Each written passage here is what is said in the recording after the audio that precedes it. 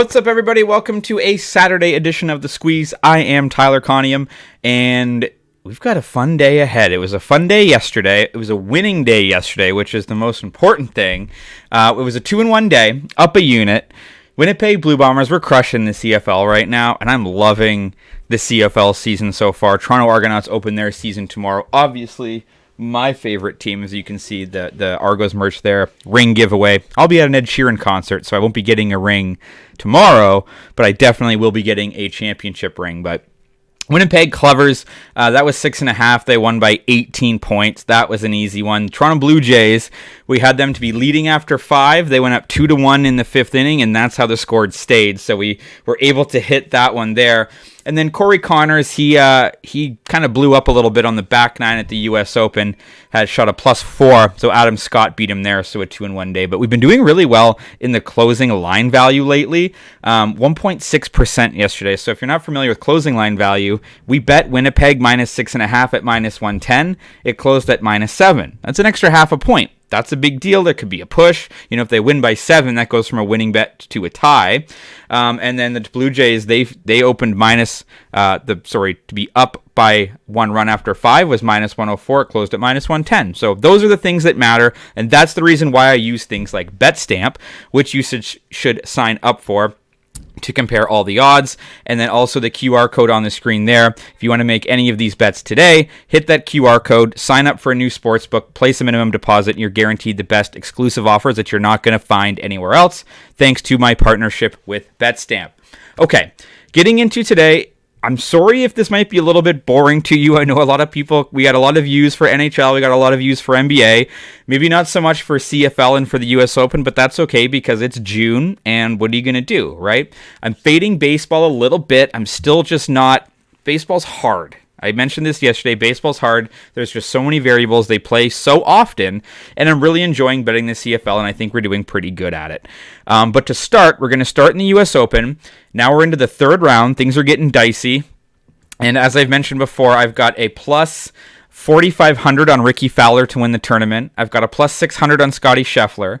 I've got a plus 1,800 on Xander Schauffle. So we've got a lot of irons in the fire there. And we also have the Tyrell Hatton to finish in the top 20. He had a pretty bad first round, but rebounded yesterday, and he's 39th. So there's still a chance there that Tyrell Hatton can finish in the top 20. That was a plus 145. But what I like today is Rory McIlroy is going to be paired with Xander Schauffle, and I like for Rory McIlroy to have the better round. Now, when you look at their third round scoring, on average, this year, Rory McIlroy is 23rd in the PGA. He's up from 38th, averaging 69.25 strokes per round. It's actually his best round. We're not going to really talk about the fourth round because we know what happens to Rory sometimes in majors in the fourth round, but he's among the best of third round scoring at 69.25. Then you look at Xander Schauffle, who is at 69.9. So almost, 3/4 of a stroke worse during the third rounds. And also Rory McIlroy on this year has just been the better golfer. Now, when you look at his 2 rounds, if you can hear crying, I do apologize. We're about to go mini golfing, so Poppy is up there having a bit of a fit, so if she makes the video, touche. Rory has been a little bit more consistent in the U.S. Open so far. He had a -5 in the first round and a -3 yesterday, where Schauffle, he started hot. He went -8. He tied Ricky Fowler. But then yesterday was just even par. So is he regressing a little bit to the medium while Rory's been a little bit more consistent? There's an 8-stroke difference between the first round and the second round for Xander, while for Rory, there's only a 2-stroke difference. So I think Rory's going to be able to keep it going. Could this be the one that he actually wins? I don't know. I'm not too concerned about that, but I do think he will have the better third round than Xander Schauffle. So you can give me Rory McIlroy -125 over Xander Schauffle. I got that at DraftKings. Moving to the CFL, the other 2 bets are both in the CFL. So if you don't follow the CFL, first of all, you should start, and this is a good way to start is by betting on it. I like the BC Lions to start here, -7 for -110. The BC Lions last week beat the Calgary Stampeders 25-15. I did think that was going to be a bigger output. Here's the thing, too, about the books. They're not giving you big lines. Like, I feel like Winnipeg yesterday should have been like -12.5, -13. BC today, I feel like, is in that same range, -10, -11. I feel like if this was an NFL game, that's where it would be. Because the books just don't seem to care too much about the CFL, lines are really, really short. So BC -7, I like. They beat the Stamps by 10 last week. And then you have the Elks, who are coming off a 4-point loss to Saskatchewan. Saskatchewan's not a good team. They just got blown out by the Bombers, and you have the Stampeders, who are, not too bad. So, to me, the BC Lions and the Winnipeg Blue Bombers are the two best teams in the CFL this year.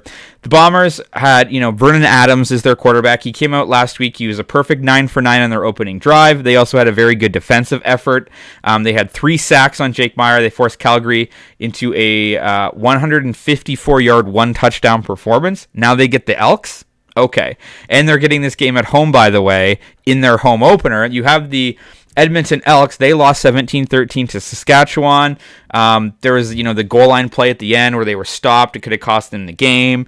But they need to get their offense going. I don't know if tonight's going to be the night against the high-octane BC Lions. And again, I think the BC Lions at home are a formidable opponent. They were very good at home last season. So I'm taking the BC Lions to win this game by a touchdown for -110 at BetMGM.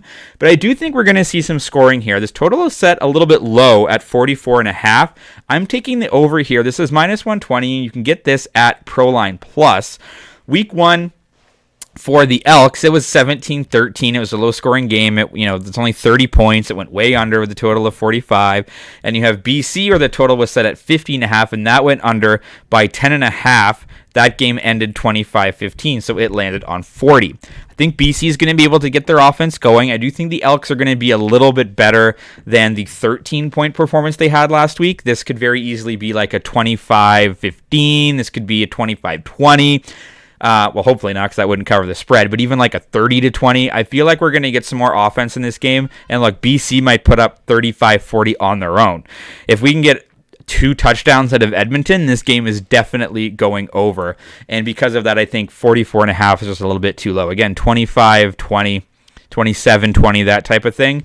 But I'm taking the over here for the high-octane BC Lions and for the Edmonton Elks to be a little bit better than they were last week against Saskatchewan for -120 at Proline Plus. So for any of these lines, for any of these odds, if you don't have a sports book at any of these, hit the QR code or the link in the description below. Sign up for one of these books. To make a minimum deposit, you're going to get the best exclusive offers you're not going to find anywhere else, and you can make all of these bets because, again, minus the 44.5 at Proline, it's 45 at places, it's 46 at some places. So you want to shop around and you want to be on these various books for long-term success there. So there are your bets for Saturday. Give me Rory McIlroy to be better than Xander Schauffle for -125 at DraftKings. Give me the BC Lions -7 for -110 at BetMGM. And at Proline Plus, give me over 44.5 for the Lions and the Elks. As always, drop a comment if you're fading or following. You can follow me on Twitter at Tyler Connie for more picks and props throughout the day. TikTok and Instagram if you're looking for just the picks portions, and your audio is on Apple and on Spotify.